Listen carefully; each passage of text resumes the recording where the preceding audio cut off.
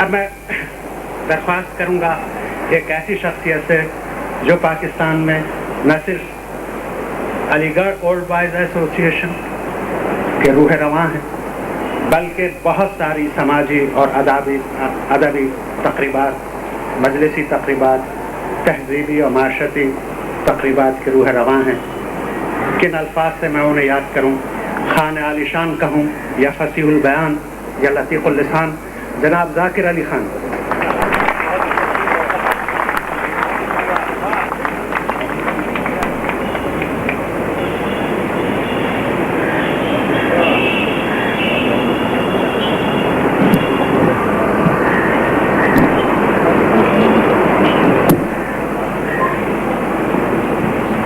بسم اللہ الرحمن الرحیم۔ صدر محترم نظامی صاحب، مہمان گرامی قدر، توانائی بخش و توانائی گر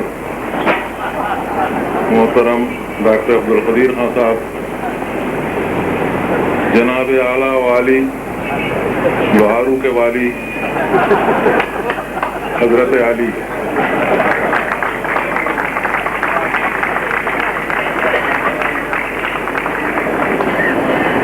جناب علی گڑھ اولڈ بوائز کی اساکر کے اعزازی مگر ایکٹیو جنرل عمر صاحب، ڈاکٹر فرمان فتح پوری صاحب، قاسم پیرزاد صاحب، رضوان عنایتی صاحب۔ بھائی یہ نام میں نے پڑھ دی، یہ میرے 10 منٹ میں سے نکٹیں گے نام، میرے 10 منٹ باقی ہیں تاکہ ہاں تھا وہ کوٹا ہے ٹائم کا تو اس کی پابندی تو ضروری ہے نا، میں نے بتا دیا کہ میں نے نام لیے تو وہ نہیں کٹنا چاہیے اسے۔ حضرات، یہ کراچی باران رحمت سے محرومی کا شکار ہے چند برسوں سے، لیکن اس کے بدلے نبول مجموعات اتنا ہے کہ اس کی زد میں ہے کراچی۔ ہر دوسرے تیسرے روز 10-5 مجموعے شائع ہو جاتے ہیں، اور اس کے بعد جب اسے پڑھو تو معلوم ہوتا ہے کہ کسی سخن فروش پس پردہ آدمی نے یہ کلام کہا ہے اور کہنے والا کوئی اور ہے اور نام سے کس کے چھپا ہے۔ تو یہ آج کل اس کی تیوروں میں، ان حالات میں، اس خوش سالی میں اگر کوئی اچھا مجموعہ کلام آ جائے، نظر آ جائے تو وہ ایک نعمت غیر مترقبہ سمجھنا چاہیے۔ اللہ میاں کی طرف سے سمجھ لیجیے کہ خاص رحمت کا نزول ہوا ہے ہمارے حال پہ، اور یہ نزول ہمارے خدا کا شکر ہے کہ قابل مبارکباد ہیں کہ اس کا کریڈٹ ہمارے مظہر علی خان عارف کو جاتا ہے۔ مظہر عارف صاحب نے یہ 3 کتابیں 3 مجموعے وقت شائع کی ہیں، اور تینوں حسن و جمال اور رعنائی کے اعتبار سے اپنے شاعر کی حسن و جمال کے آئینہ دار ہیں، یعنی ظاہری بھی اور باطنی دونوں خواص جو ان میں پائے جاتے ہیں وہی ان کی کتابوں میں الحمدللہ۔ لیکن ایک بات تو ایک چند لوگوں کو اس میں شکایت پیدا ہو گئی۔ ایک تو یہ پہلی شکایت ہے کہ صاحب یہ 3 مجموعے ایک دم کیوں نکلیں؟ تو وہ شاید مظہر صاحب سے واقف نہیں ہوں گے کہ مظہر صاحب کی عمر کا بیشتر حصہ بینک میں گزرا ہے، ایشین بینک میں، اور انہوں نے یہ بجائے اس کے کہ یہ خراج آدمی نہیں ہے کہ کلام اپنا ہر سال صرف کرتے رہتے ہیں، دوسرے تیسرے چھپواتے رہتے، اسے بینک میں ڈال دیا انہوں نے۔ اور جب ریٹائرمنٹ کے بعد جب نکلے تو محسوس کے وہ 3 دیوان ہو گئے تھے بجائے۔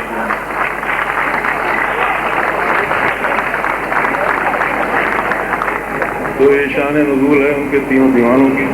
ایک اور کچھ پریشانی میں ان کے ناموں نے ہمارے جو مبصرین ہیں انہیں ڈال دیا، وہ بڑے پریشان ہیں۔ کوئی ٹیلی فون کر کے کتاب کا نام پوچھتا ہے، کوئی اس کے معنی پوچھتا ہے، کوئی لغت پوچھتا ہے۔ تو بعض نے تو آپ نے شاید پڑھا ہوا نہیں پڑھا ہوا، اخبار میں شائع کرتے ہیں مبصرین نے کہ یہ خواب و خرگوش جو ہے، جو باقاعدہ غالباً وہ خواب و خرگوش لکھا ہے مستقل میں۔ تب اس تبصرے کی اہمیت سمجھ لیجیے کہ جہاں خواب و خرگوش کو خرگوش بنا دیا، شاید وہ خواب خرگوش میں مبتلا تھے جب انہوں نے یہ لکھا ہے۔ مظہر علی خان سے میرا تعلق آج کا نہیں بلکہ بہت پرانا ہے، مثل میرے چھوٹے بھائی کے ہیں، تاہم میں انہیں برادر خرد نہیں کہوں گا۔ تو مظہر صاحب کو جب میں سنا کرتا تھا اس زمانے میں یہ ماہ تخلص کرتے تھے، اور بچوں کی عمر جب ہوتی ہے ٹوئنکل ٹوئنکل لٹل اسٹار پڑھنے کی، تو اس زمانے میں مشاعرے میں غزلیں پڑھنے لگے تھے. سمجھ لیجیے کب سے انہوں نے شاعری کی ہے. اور غزلیں بھی ایسی کہ جس پہ سننے والے اور سامعین شعراء جو تھے وہ حیرت زدہ رہ جاتے تھے کہ اتنی سال کا بچہ کلام کیسے سے کہہ سکتا ہے. لہٰذا انہیں یہ شبہ تھا کہ یہ کلام ان کا نہیں، یہ عطائی کلام ہے، یہ پڑھوا دیا جاتا ہے ان سے. ایک تو ان کا ماشاءاللہ کلام بالکل نہایت پختہ تھا اس زمانے میں بھی، اور پھر یہ ان کا لحن داؤدی ہے، اور پھر پڑھنے کا انداز بھی بہت عمدہ ہے، ترنم بہت عمدہ ہے. تو اس لیے اس کا اثر ہوتا تھا کہ مشاعرے پہ اچھے شعراء کا رنگ اڑ جاتا تھا. اور ایک ننھے سارے بچے کا ان کا نام بھی اس زمانے میں منع میاں تھا. منع میاں ماں، منع میاں طرف ان کی واہ واہ ہر طرف ہوتی تھی. اور بعد کو پھر یہ ہوا کہ یہ ماں جو تھا یہ مکمل ہونے کے بعد معرفت میں داخل ہوا، معرفت کے بعد یہ عارف بن گیا اور اب عارف الکلام ہوتا. اب میں درخواست کروں گا ایک ایسی شخصیت سے جو پاکستان میں نہ صرف علی گڑھ اولڈ بوائز ایسوسیشن کے روح رواں ہیں بلکہ بہت ساری سماجی اور ادبی تقریبات، مجلسی تقریبات، تہذیبی اور معاشرتی تقریبات کے روح رواں ہیں. کن الفاظ سے میں انہیں یاد کروں؟ خان عالی شان کہوں یا فصیح البیان یا لطیف اللسان، جناب ذاکر علی خان.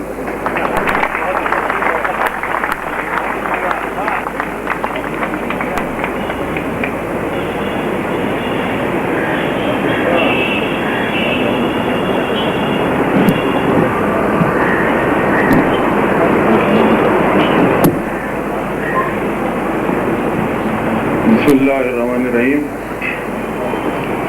صدر محترم نظامی صاحب،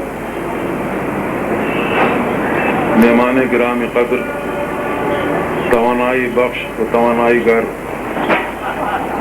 محترم ڈاکٹر عبدالقدیر خان صاحب، جناب اعلیٰ والی بہارو کے والی حضرت علی،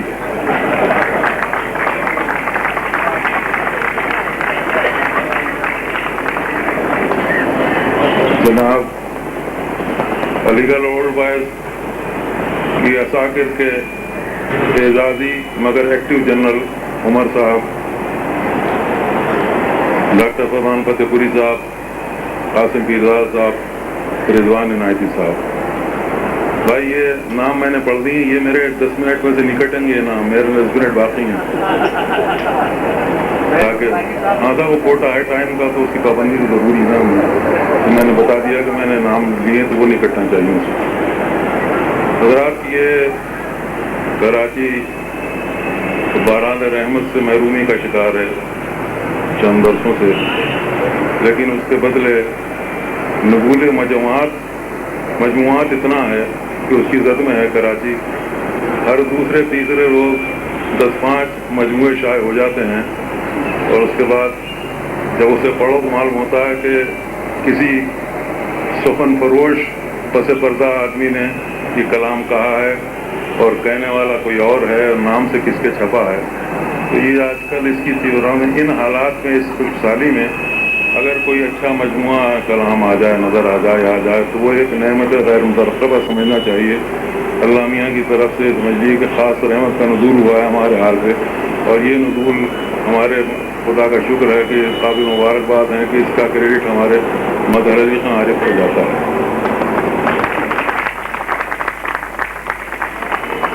مظہر عارف صاحب نے یہ 3 کتابیں 3 مجموعے وقت شائع کی ہیں، اور تینوں حسن و جمال اور رعنائی کے اعتبار سے اپنے شاعر کی حسن و جمال کے آئینہ دار ہیں. یعنی ظاہری بھی اور باطنی دونوں فوائد جو ان میں پائے جاتے ہیں وہی ان کی کتابوں میں الحمدللہ. لیکن ایک بات تو ایک چند لوگوں کو اس میں شکایت پیدا ہو گئی. ایک تو یہ پہلی شکایت ہے کہ صاحب یہ 3 مجموعے ایک دم کیوں نکلیں. تو وہ شاید مظہر صاحب سے واقف نہیں ہوں گے کہ مظہر صاحب کی عمر کا بیشتر حصہ بینک میں گزرا ہے، ایشین بینک میں، اور انہوں نے یہ بجائے اس کے کہ یہ خراج آدمی نہیں ہے کہ کلام اپنا ہر سال صرف کرتے رہتے، دوسرے تیسرے چھپواتے رہتے، اسے بینک میں ڈال دیا انہوں نے. اور جب ریٹائرمنٹ کے بعد جب نکلے تو محسوس کے وہ 3 دیوان ہو گئے تھے بجائے.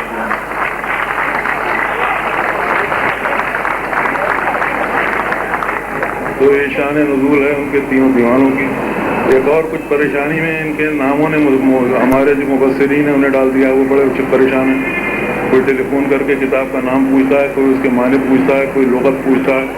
تو بعض نے تو آپ نے شاید پڑھا ہو یا نہیں پڑھا ہو، اخبار میں شائع کرتے ہیں مبصرین نے کہ یہ خواب و خرگوش جو ہے جو باقاعدہ غالباً وہ خواب و خرگوش لکھا ہے مستقل تب اس تبصرے کی اہمیت سمجھ لیجیے کہ جہاں خواب و خرگوش کو خرگوش بنا دیا، شاید وہ خواب خرگوش میں مبتلا تھے جب انہوں نے یہ لکھا. مظہر علی خان سے میرا تعلق آج کا نہیں بلکہ بہت پرانا ہے، مثل میرے چھوٹے بھائی کے ہیں، تاہم میں انہیں برادر خرد نہیں کہوں گا.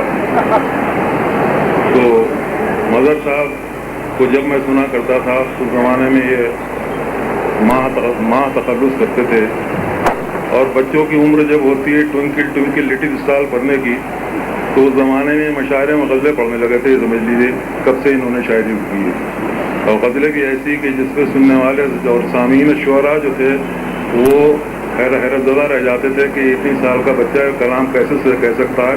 لہذا انہیں یہ شبہ تھا کہ یہ کلام ان کا نہیں، عطائی کلام ہے، یہ پڑھوا دیا جاتا ہے ان سے. ایک تو ان کا ماشاءاللہ کلام بالکل نہایت پختہ تھا اس زمانے میں بھی، اور پھر یہ ان کا لحن داؤدی ہے، اور پھر پڑھنے کا انداز بھی بہت عمدہ ہے، ترنم بہت عمدہ ہے.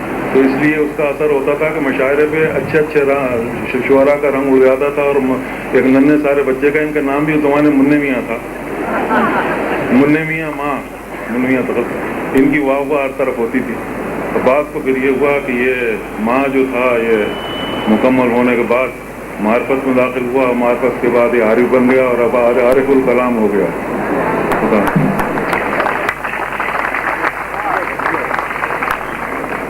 مظہر خان نے آنکھ کھولی بڑے سخن پرور شہر میں، اور بڑے ایسے ماحول میں کہ جہاں گلی کوچے مشاعرے ہوا کرتے تھے، مجالس ہوا کرتے تھے، یعنی رامپور شریف میں. وہاں پر انہوں نے آنکھ کھولی تو انہیں بڑے بڑے اچھے شعراء کے ساتھ پڑھنے کا، ان کو سننے کا، ان کو دیکھنے کا موقع ملا. اور یہ میں سمجھتا ہوں ان کی خوش قسمتی ہے کہ انہوں نے جوش صاحب کے ساتھ پڑھا کلام، جوش صاحب کو سنا، جگر صاحب کے ساتھ کلام پڑھا، فنا کو سنا، فراق گورکھپوری، اس زمانے اتنے لوگ ہیں. نہ صرف یہ کہ ان کی صحبت انہیں میسر آئی بلکہ ان کے ساتھ انہوں نے کلام ان کا سنا بھی اور سنایا بھی انہیں کلام، اور داد بھی ان سے دی. اس زمانے میں ہمارے بڑے علی بھائی بڑے مشہور دانشور ہوا کرتے تھے، اسلم خان صاحب ان کا بھی حال میں انتقال ہوا ہے، وہ یہاں آ گئے تھے. ان کے گھر پہ بڑی محفلیں لگا کرتی تھی، وہ ان سے بڑی محبت کرتے تھے، تو بطور خاص وہ ان کی حوصلہ افزائی بھی کرتے تھے.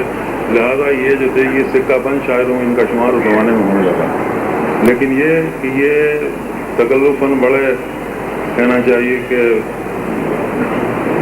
اپنے آپ کو پروجیکٹ نہیں کرتے کبھی، بالکل اپنے خود نمائی اور خود ستائی کے قائل ہی نہیں ہیں کہ ایک طرف کو پڑے رہتے ہیں. اور نہ کسی کلام چھپتا تھا کسی اخبار میں. اس کے بعد یہ علی گڑھ گئے، علی گڑھ میں 1 سال ہمارے ساتھ رہے. وہاں انہوں نے رشید صدیقی سے بہت کچھ حاصل کیا، عالم ثبوت سے سیکھا، اور وہ ان کے کلام پہ رنگ گویا پختہ ہو گیا. علی گڑھ سے فارغ ہونے کے بعد پھر انہوں نے رامپور میں کچھ عرصے وکالت کی. ظاہر ہے وکالت تو نہیں چلی لیکن شاعری بہت چل گئی. اور شاعری کے بعد یہ پھر پاکستان تشریف لیا ہے. تو یہاں جو ردی کی سرکاری فائلیں جو ہوتی ہیں ان سے ردی سے اپنا سر پٹکتے رہے اور منہ کو اپنے ملتے رہے. اور اس کے بعد 2-3 سال میں یہ ہوا کہ ایشین بینک کے گوہر شناسوں کی اس کوہ نور پہ نظر پڑی تو انہوں نے فوراً اسے کو بچ لیا. انہوں نے فوراً اپنے تحویل میں لے لیا، اور وہی ان کے ساتھ یہ ایشین بینک میں چلے گئے، منیلا چلے گئے. اور منیلا میں تقریباً 17 سال رہے.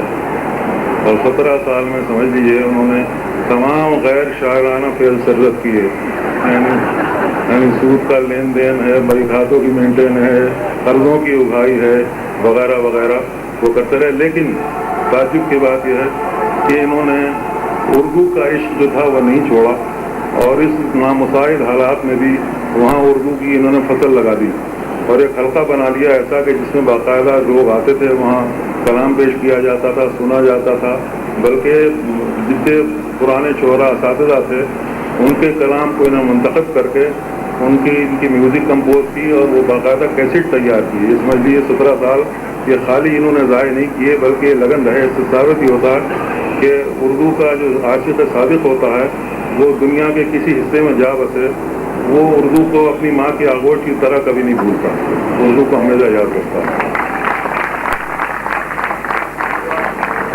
اور اس کے برعکس آپ جانتے ہیں کہ ہمارے یہاں اپنے وطن میں ہی رہتے ہوئے ناشکرے اور جو لوگ ہیں وہ کیا کرتے ہیں کہ اردو کی ان کی شہرت جو سبب ہے اردو ہے، کمائی جو ہے ان کی اردو کی وجہ سے ہے، ہر چیز انہیں انسان اردو نے بنایا، لیکن انہوں نے اردو کا ایسا فراموش کیا، ایسا پس پوچھ ڈالا ہے کہ اتنے بڑے انسان فراموشی کی توقع نہیں کی جا سکتی۔ اور پھر ہم اپنے آپ کو صاحب زبان بھی کہتے ہیں اور ہم بڑا فخر کرتے ہیں اگر یہ کہتا کہ ہم اردو اسپیکنگ ہیں، لیکن اردو کے ساتھ جو مظاہر جو ہم نے خود کیے ہیں وہ غیروں نے نہیں کیے ہیں۔ آپ لکھ لیجیے اس بات کو، میں اس طرح بڑی تکلیف دہ بات ہے، لیکن ایک حقیقت ہے، اس کے انکار سے تو کوئی کام چلتا نہیں ہے، نہ فرار سے کام چلتا ہے۔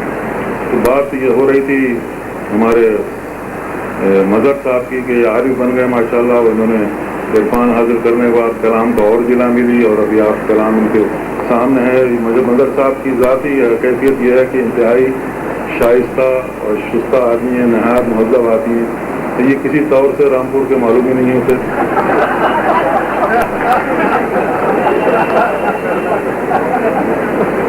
اور ہم ان کے دوستوں کو جو قریبی دوست ہیں ان سے شکایت یہ ہے کہ صاحب مظہر صاحب کا کلام تو ہم نے بہت سنا، ان کے خطاب بھی سنے ہم نے، ان کی رباعیاں بھی سنی ان کے، اور پھر یہ تاریخ بھی کہتے ہیں بہت اچھی، یہ تو چیزیں تاریخ بہت اچھی کہتے ہیں، فی البدی بہت عمدہ کہتے ہیں، ان کا یہ سب کچھ تو ہم نے سنا، لیکن صاحب گالی سننے کو کام طرف گئے، کبھی گالی نہیں سنی۔ تو میں نے کہا کہ بات یہ کہ بھائی ان کے حصے کی گالی جو تھی، ان کا اس کو وہ کوٹا جو تھا وہ ان کے ضرورتاً اور مجبوراً ان کے بزرگوں نے استعمال کر لیا، اور وہ بزرگ جو تھے وہ ان کے شہر کوتوال تھے رامپور میں، تو آپ سمجھ لیجیے ان کے لیے کیا بچا ہوگا۔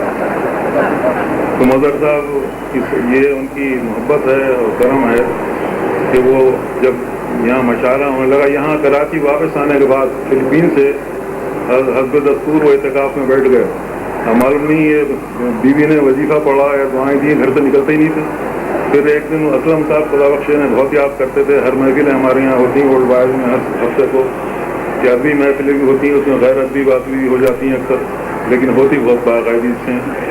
تو ہم نے سوچا کہ صاحب ان کو ضرور آنا چاہیے، اسلم صاحب تو گزر گئے لیکن ہم انہیں نہیں گزرنے دیں گے اس صورت۔ چنانچہ میں نے ایک مشاعرہ ہونے والا تھا، 97 کی بات ہے ہمارا، ورلڈ وائڈ میں، جس میں باہر بیرونی ملک سے بھی شعراء آئے تھے، تو میں نے پھر اٹھا کے فون نمبر تھا، میں نے فون کیا انہیں، میں نے کہا بھائی کیا ہو رہا ہے، ان کا خیریت ہے؟ تو میں نے کہا بھائی ایک بات بتاؤ، مشاعرہ کر رہے ہیں یہاں اور اب ہونے والا ہے، اب یہ بتاؤ میں تمہیں حکم دوں یا عرض کروں؟ تو حسب توقع جواب ملا، مجھے حکم دیجیے۔ میں نے کہا بس چلے آؤ۔ بس جناب یہ 97 کے بعد سے آج کا دن ہے، یہ ایسے آئے ہیں کہ اب گھر والے بیدار ہیں کہ صاحب یہ دن بھر باہر رہتے ہیں، رات بھر باہر رہتے ہیں، کہاں رہتے ہیں۔ چنانچہ ورلڈ وائڈ کی نہ صرف خدمت کی بلکہ اب بہت بڑی خدمت جو انجام دے رہے ہیں وہ آپ کی سرسدی یونیورسٹی کی، اپنے تجربات سے جو ان کے ایشین بینک یا ورلڈ بینک میں جو کام کر چکا آپ سمجھتے ہیں وہ کتنا گھاگ ہو جاتا ہے، کہاں وہ دور بڑے دور کی دوڑی لاتے ہیں اور کوئی بات ان کی نظر سے پوشیدہ نہیں رہتی۔ چنانچہ یہ تن من دھن سے ماشاءاللہ لگے رہتے ہیں یونیورسٹی میں، ہر وقت لگے رہتے ہیں، اب ٹائپ بھی خود ہی کرتے ہیں، کمپیوٹر بھی خود ہی چلاتے ہیں، اور اس کے بعد یہ ہمارے انتظامی امور بھی دیکھتے ہیں، اور روزانہ تقریباً میرے خیال میں اتنی پابندی اور قیود تو ان پر بینک نے بھی لگائی ہوں گی جتنے یہاں سب سید یونیورسٹی سنبھالے میں۔